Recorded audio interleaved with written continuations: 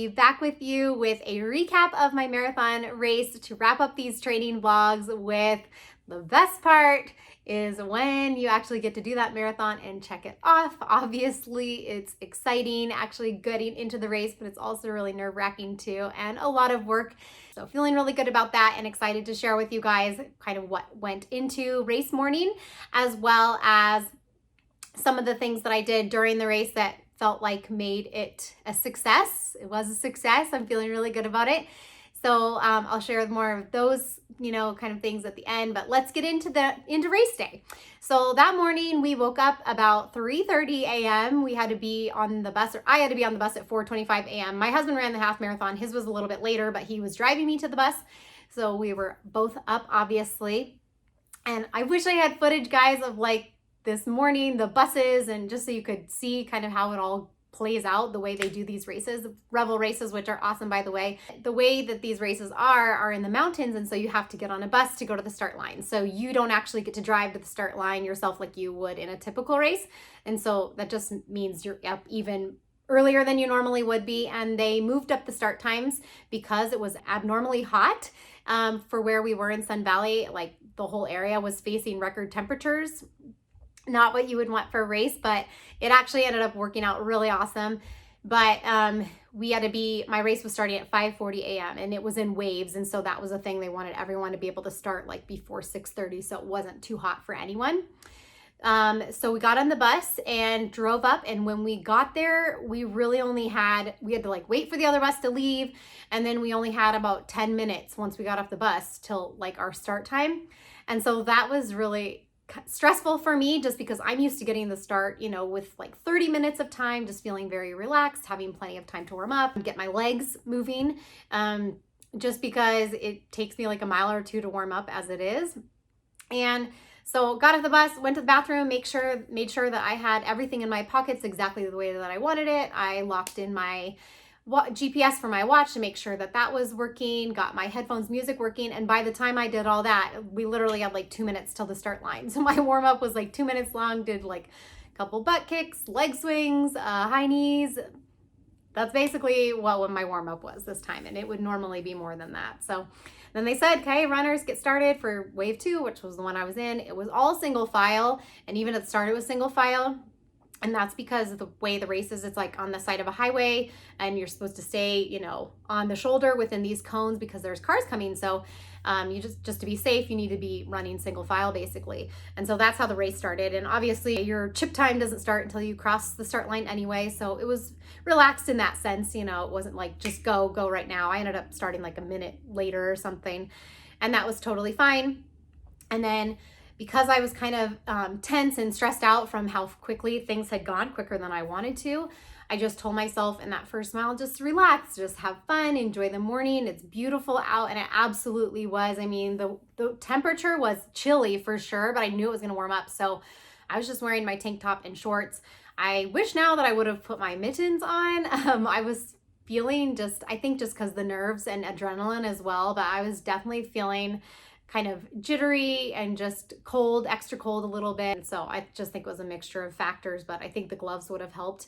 But the sun was still was down, but it was bright enough to see. It wasn't like dark out or anything like that, but the moon was still up. You could see that. And it was just a beautiful start to the race. And I am always, within the last couple of years, I have really paid attention to making sure I'm having a conservative start on a longer race, such as a half marathon or a marathon. It's really important. You've got plenty of time in the later miles to go faster if you're feeling good, and you just never want to bank time. And so that's what I really focused on. The hard part about this particular race is that it has a slight downhill the entire way, with like the most significant downhill portion being in like the first 3 miles. And so, yes, I wanted to stay conservative, but you also want to use that downhill to your advantage. And so I just really made sure that I was keeping my heart rate, low enough, not trying to like pass a bunch of people or anything like that, just running what felt good for me and use that gravity to my advantage, right? So that is really what the first 3 miles were, and just really taking it all in, taking in the morning and just reminding myself you've got a long way to go, right? Okay, so the one thing that was frustrating though in that, and this is why you really just, you need to be okay with like being calm in the beginning. I was noticing like my music playlist was not working properly on Spotify. And then of course I'm like, of course, like I'm in this canyon and I didn't download it. And so it wasn't connecting. So that was frustrating. I also noticed right away that my live track wasn't working. My dad wanted to track me as well as my husband. And I'm like, okay, well, I don't think this is working. And there was there was nothing that I could do at that point. As far as the music, I finally figured out like, oh, I think I have, some old playlist, Apple playlist or something. And yeah, it had like Frozen songs and Christmas songs, like stuff from my kids, but also had some really good songs. So I was wearing my new Garmin 455 that I'm testing, and I'll have a video coming up about that, but it works really well with just skipping songs, and so that was super easy, so I could skip and find the songs that I wanted to listen to and not be listening to Frozen and that type of thing. All right, so I got that all figured out in the first few miles. First few miles went really, really well. And then basically 4 through 21, guys, there was really nothing too exciting. I just made sure that I was staying hydrated, following my fuel strategy, which I'll talk about here a little bit later, and just being smart about my race and paying attention. I did pay attention to my heart rate some, just making sure that it wasn't getting up too high, paying attention to how I was feeling, and really like no surprises, nothing crazy. Miles 4 through 21, I came in at the half at about just under 147, I think. 146, something like that. So I was on track for basically what my goal was, which was like a 3:33. That was my goal. That was my A goal. My B goal was just to get a PR, which was 3:35.57. Either way, I wanted to qualify for Boston. Absolutely. I would have been upset had that not happened. All right, so I get through 21, and at 21, I'm just feeling super good. I'm saying to myself, like, this is gonna happen. I'm gonna do this, absolutely get a PR. I am feeling good for that 3:33. Even at the 20-mile mark, when you have a 10K left, you start doing the math in your head. And really, past 21, I really didn't even like look at my pace at that point. I had it like on the timer to know how much time I had left to get the time that I wanted. I had my average pace, so I was paying attention a little bit to that, and mostly just going by feel, feeling, not like overdoing it, but just keeping an eye on, where I was and how much time I had left. And then I did the same thing when I had a 5K left.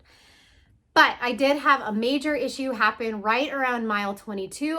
Everything was going super smooth. I was feeling super confident. And then all of a sudden I just got this super bad ache, like in the bone of my right foot. And it was pretty bad. Like it felt really bad to put pressure on it. And it like started to get worse. And I just, in my head, I was trying to be positive, but just like, oh my God, is this what a stress fracture feels like? Because I've never had one, luckily. But I've heard about people in races who were like, oh, found out later, oh, I had a stress fracture the whole time and I was running on it. So I was kind of saying that to myself, like, oh, well, people have had stress fractures and they get through them. I can get through this pain. I can do it. And I was also reading something recently that's like pain is imaginary. I mean, it's not so much imaginary, right? Your nervous system is doing its job of protecting your body, but yeah, it's in your imagination, it's in your brain, right? I mean, your body is telling you this hurts and don't keep running through the pain, that type of thing. So it's not like it's imaginary, but obviously everybody has a different threshold for pain as well. And so I was telling myself, you're strong enough, you can push through this pain. That was part of what I was saying to keep myself confident. And then the other part of me was like, you might be walking to finish this thing, but you will finish this thing no matter what. I was running really weird. My gait was super strange because I was putting like a lot of pressure. I would put a lot of pressure on my left foot and then kind of swing my right foot around to not put so much pressure on it to be able to keep running. I was kind of like moving it around as I was running, just doing what I could. And then luckily, like, I don't know, maybe a half mile, 0.75 miles of running that way, it started to ease up and then it just went away. And I was just thanking my lucky stars that I was feeling good. And from then on, you get to this part where it's pretty shady, because by then it was warming up quite a bit and you're just out in full sun at that point. Get to the shady part and I'm just like feeling really good and confident again. I'm gonna do this. As I had a 5K left, you know, I'm just saying things to myself like, it's just a 5K. You do these all the time, right? And I know how much time that I have left to like get this in between this 3:33, 35 range that I was wanting. I'm saying my mantras, like my biggest one being leave it all out on the course. No regrets, no regrets. I just kept saying that to myself. I didn't want to, you know, end this looking back saying I could have done better. You know, that was my biggest thing. I'm saying do this for your kids, make them proud of you. You're tough enough. What the mind believes, the body achieves, which I talked about in my last video. And I was just, you know, tapping into all of that strength that I could at that point. And then my Spotify at this point was working. And I had this plan all along to listen to Eye of the Tiger, which is my son's walk-up song for baseball. And it's like, we always tell him to do his best, right? No matter what, that's the most important thing. And so I was just really channeling that. And I started playing that at mile 25 and it was on. I just was feeling super good. And then I turned the corner and my husband is standing there. And this was like the absolute best moment of the race. I freaked out. I'm sure the people around just thought it was crazy, but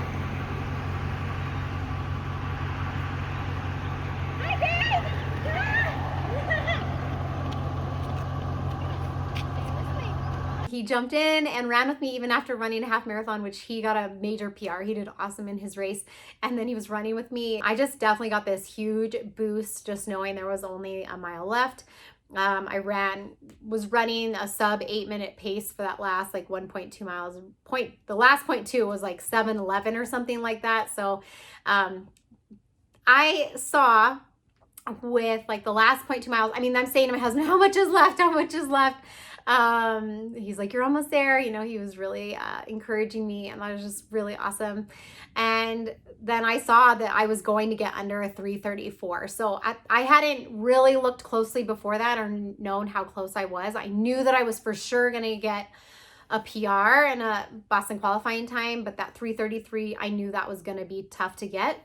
And then as soon as I saw, you know, that I was close to the finish line and I was getting close to that 3:34 mark, I'm like, I am not getting over 3:34.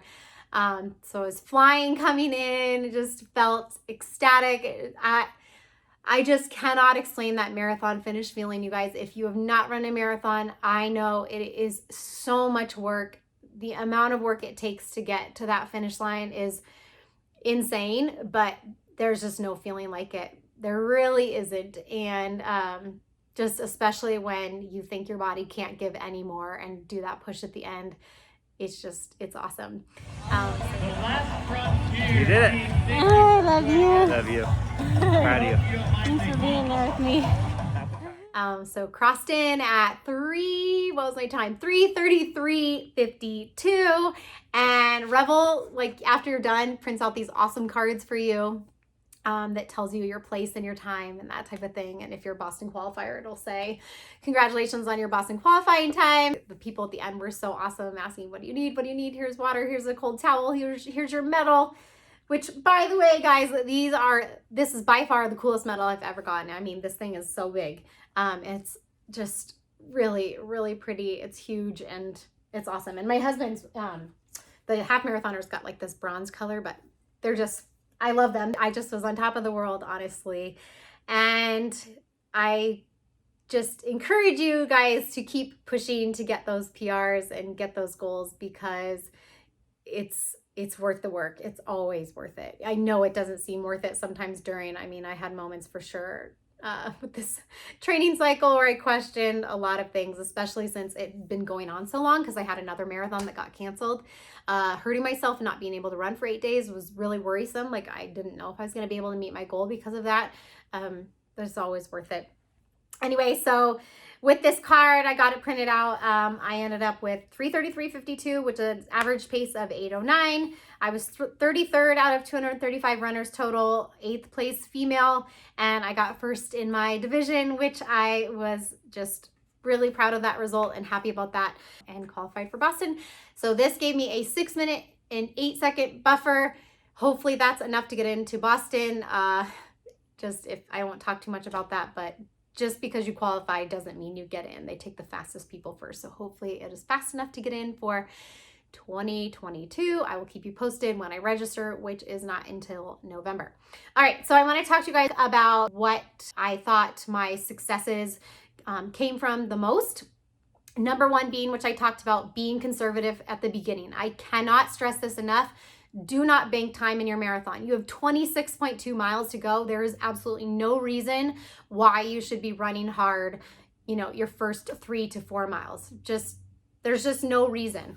And I listened to the podcast that I mentioned in my last training vlog. I linked it there, but with Jared Ward on the Running for Real podcast. And I listened to it on the bus, and I'm just so glad I did, because he talked about how important not just your endurance and muscular strength is in a race like this, but mental strength. It's just so huge. And that if you are like mentally on for 26 miles, you just can't be.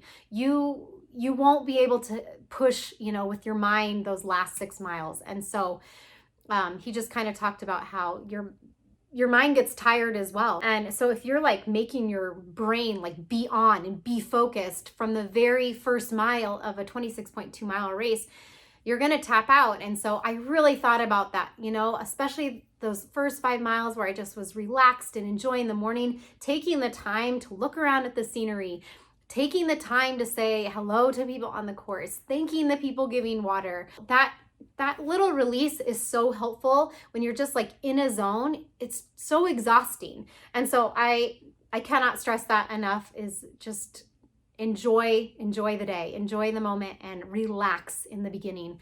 You do not need to go out fast. So that was a huge factor, I think, in my success for race day. The fueling could not have gone better. I talked a little bit about what my plan was going to be in that last pre-race video. But what I did was I took Tailwind. I had this 8.5 ounce bottle and I did 3.5 scoops in 8.5 ounces of water. So yes, it was extremely concentrated. It was very sweet. I made sure to still be taking water every time I was taking this, but I was kind of just sipping this a little bit at a time throughout the entire race, pretty much up until maybe 23 miles. I think it was gone at that point. And besides that, I had 3 gels. So the first gel that I took was this one, because it's 2 times caffeine, just to give that little boost early on in the race. So I took that one at 6 miles. I took the electrolyte one around, I want to say 12 to 13 miles. I decided to take the electrolyte one just to make sure, as it was warming up, that I already had the electrolytes. And there's electrolytes in the Tailwind as well. So I think just having that steady stream of electrolytes from the Tailwind, getting a boost from this, probably really helped as it started to warm up. And then I took this one, I want to say at like mile 18-ish, 18, 19. I knew that if I needed another gel, I could grab a honey stinger, which they had on the course. And so I went ahead and took this one a little bit earlier in case I felt like I needed another one. But then I had quite a bit of this left and finished this up, like I said, around 22 or 23, something like that. So in case you want to follow that nutrition, advice, or try it. I mean, obviously don't just all of a sudden do that at your race, but want to try something like that on your long run. It worked awesome. Cannot recommend it enough. Staying hydrated throughout the course. So I've never ever done this before. I've always taken a hydration vest, but I took water at every single aid station until I got to mile 23. There was like one at mile 23 and 25. I did not take those because I knew by then I was totally fine. Wouldn't need it for those last few miles. Otherwise, I took water at every station. I stopped, I picked up the water, walked very slowly, drank the whole thing, and then threw it in the trash and started running. That's what I did at every single aid station. So if you're ever worried about having to slow down at those aid stations to get the water, don't.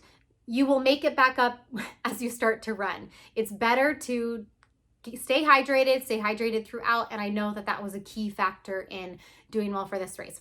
All right, so big one in the last video, I was talking about which shoes that I was gonna wear. I ended up wearing the Vaporflies. They worked out amazing. I didn't feel like this crazy bounce from the carbon fiber plate. They felt really good. I had no blister issues like I had in the week or so prior. I did have that major foot issue that I talked about at like 22 something. And then that's when I was like, oh, I should not have worn these shoes. But it wasn't a stress fracture. And in actuality, I do think it was some just sort of cramping. You know, those things just show up in the end of a marathon. If you've run one, you know, you literally sometimes don't know what to expect. You could be feeling amazing almost the whole way, and then all of a sudden something comes out of the blue, just if you haven't trained enough or whatever it might be. It's a race that's hard on your body, right? And then the last thing is just, I think, tapping into those mantras that I had, being super positive. That was really important, and being able to push at the end, adding in that song at the end, and seeing my husband, you know, being friendly with people on the course, being friendly with people at the water stations. That stuff fills you up and makes you feel good. So I think that was helpful as well. And it was a really good course, having that just light downhill. I can't ignore that part of it either. Beautiful weather. You know, sometimes it's factors outside of your control, right? And the weather was amazing. So really happy with the result. Next steps for me are I'm going to not run this week. And then I'm going to really focus on doing more Orange Theory, which I really miss. And I want to get to a point where I'm feeling good with my body, doing it a couple days a week without feeling really sore, so that I can easily put that into my training when I start training for the California International Marathon, which is in December. That's my next big race, hoping to run a half marathon in between there. But yeah, if you guys have any questions for me that I didn't address, please let me know in the comments. If you guys are enjoying this channel, I would appreciate you subscribing, or at the very least liking the video. Thank you for joining me on this journey. It means so much, and I will talk to you guys soon.